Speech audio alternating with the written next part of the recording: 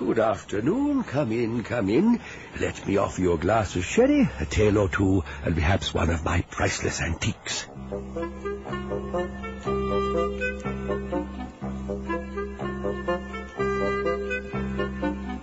Tales of Antiquity. Stories of the romantic past captured through the eyes and ears of Eustace Green, collector extraordinary. His story for today: Forget-me-nots.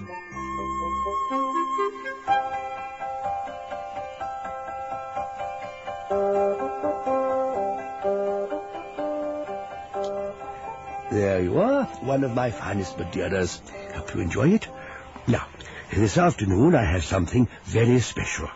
The silver penknife. It's dated 1862, and round about the same time, this very unusual silver locket, made by Rundell, Bridge and Rundell, and designed by the sculptor Edward H. Bailey, who usually designed on a much grander scale. Both were gifts to a Mr. Fred Groves by Lady Maud Montrose. Let me tell you their story. It's quite a touching little tale.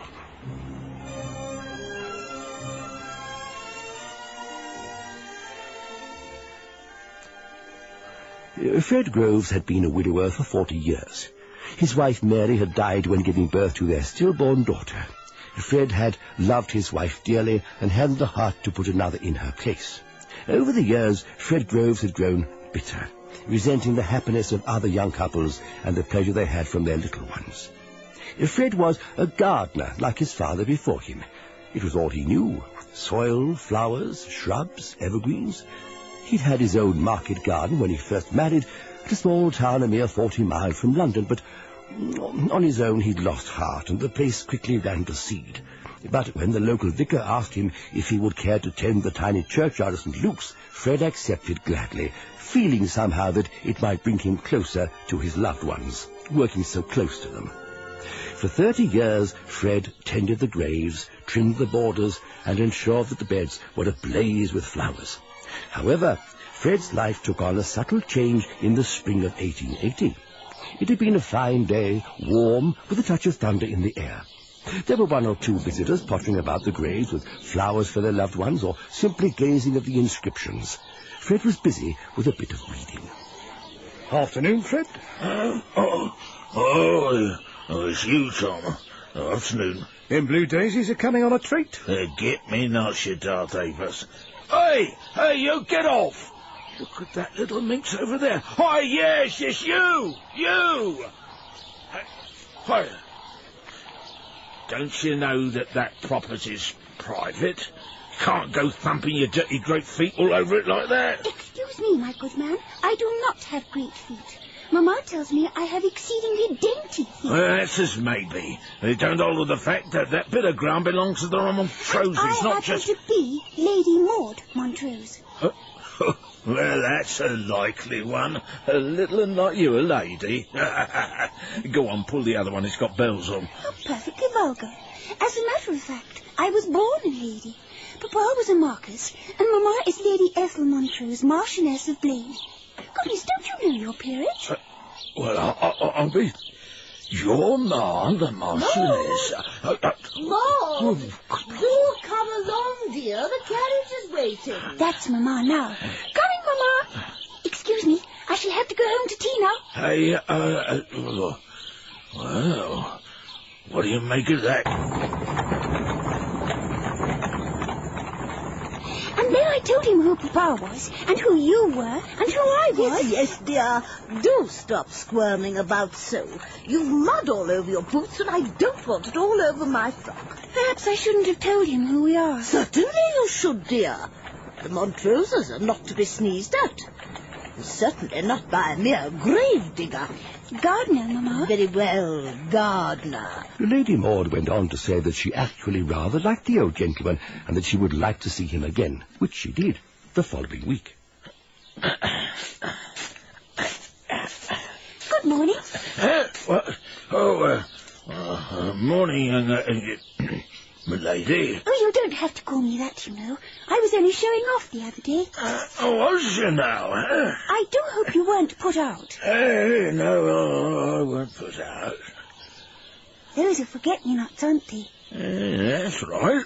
They're very pretty. I like 'em, do you? Oh, indeed.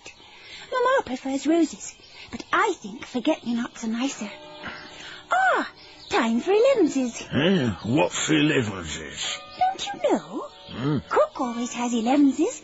It's a sort of tea time, only in the morning. And you have cake or biscuits. Do you like cake? Oh, well, I guess it. Which ain't often. Oh, then I shall bring you some. Tomorrow.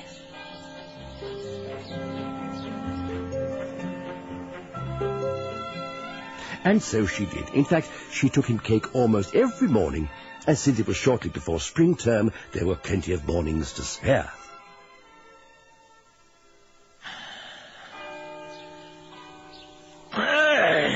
Time for 11s.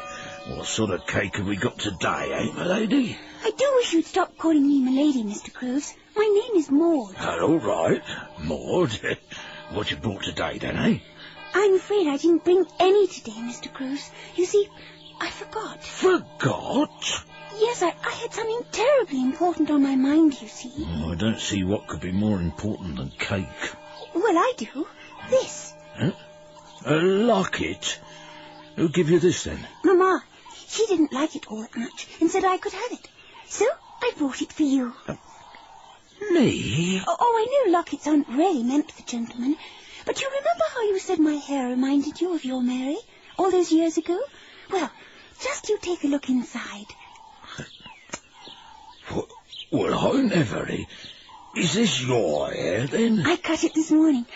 I thought it might remind you of her every time you looked at it. Oh, no, my dear.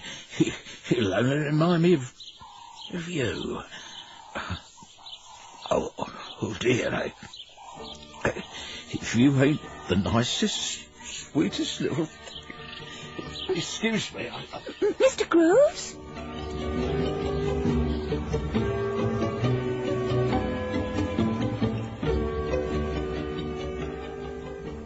And so their friendship continued right through the summer months, and even into late autumn when the weather changed and grew wet and cold.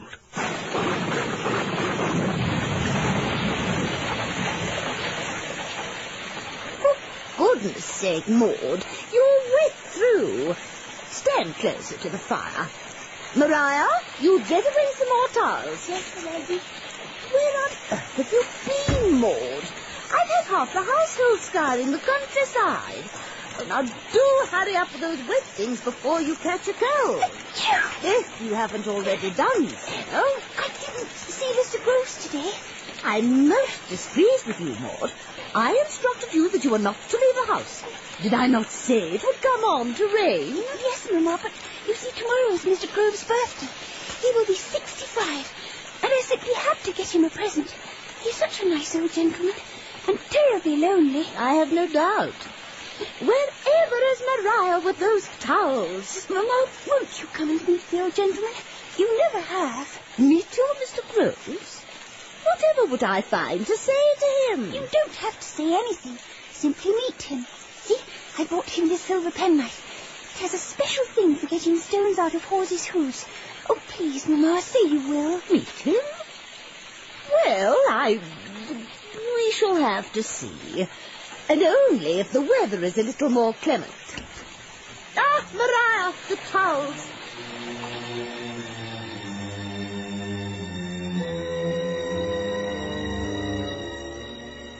Well, the following day, although the storm had abated, the weather was still damp and cold, and Fred Groves was not to be found in the churchyard, but in his tiny cottage. Nevertheless, Lady Maud persuaded her mother to come and greet Mr. Groves and take him some chocolate cake for his birthday. But Lady Maud's cold seemed to have really taken hold, and both Fred and her ladyship were most concerned. I think I should get you to bed this very instant. Perhaps I shall get Dr. Paxton to look in this evening. Oh, dear. I don't like the sound of this at all.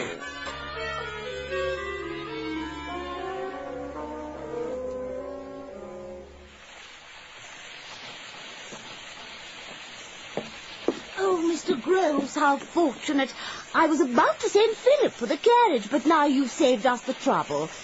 Maud, I'm afraid isn't at all well. We're most concerned. Says I have a chest cold, but my throat is rather sore. It gets most frightfully hot. Oh, what's he giving you? All sorts of beastly things. Oh, what about cough drops? I don't think he believes in cough drops, Mr. Groves. Funny sort of doctor who don't believe in cough drops. Tell you what, I got a chemist friend. I'll go and see him tomorrow and get something nice for that throat of yours, eh? Oh, yes, Mr. Groves. Thank you. Aniseed? I'd rather have something pepperminty. Right, I'll see what we can do. Now, about that garden of yours.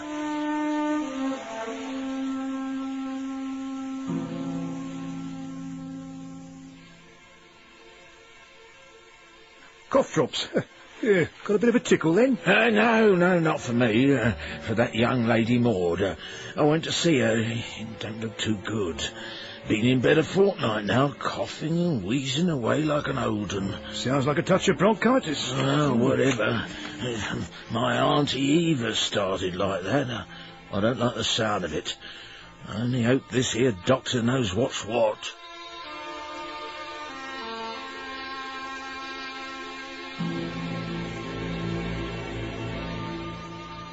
Oh, Mr. Groves, we're going to need something a little stronger than cough drops. Dr. Paxton says she has pneumonia. Excuse me.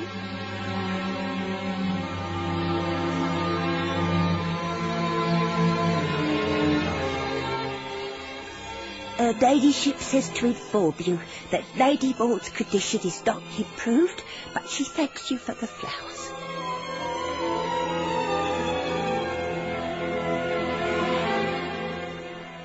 I'm sorry, Mr. Groves, but the doctor absolutely forbids any visitors. Oh, pray, Mr. Groves, pray.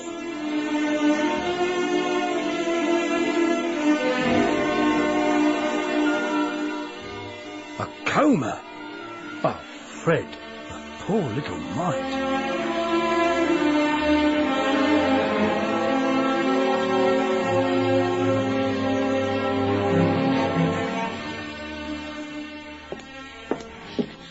Mr. Groves.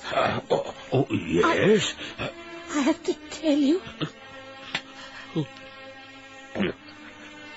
No, you're not going to say that she... I have to tell you that my little one is... Oh, my lady. Here, sit down. What am I to do? She's gone.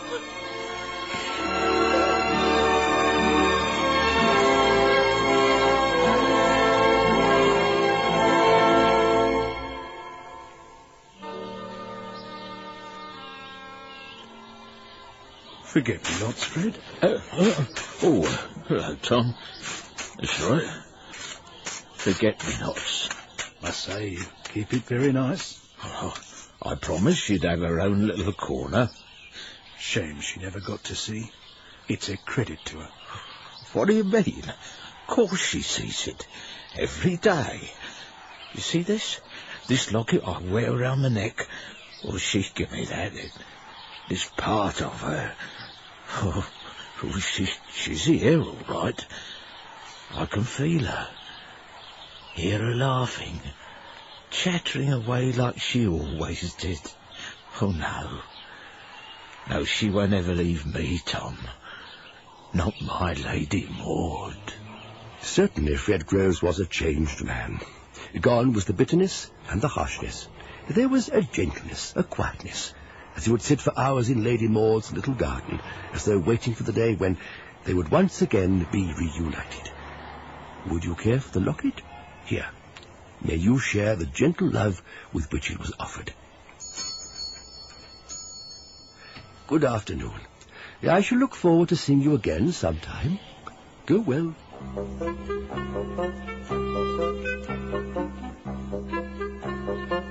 That was Tales of Antiquity, written and produced by Kenneth Henry.